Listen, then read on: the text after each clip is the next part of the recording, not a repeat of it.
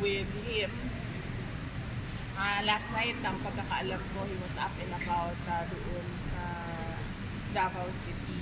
I think lumipad sila from Manila or galing sila Manila going to Davao. So, there are no issues about his health. And usually naman kasi kung merong mga ganyan na problema, I would expect na kami yung pinakauna na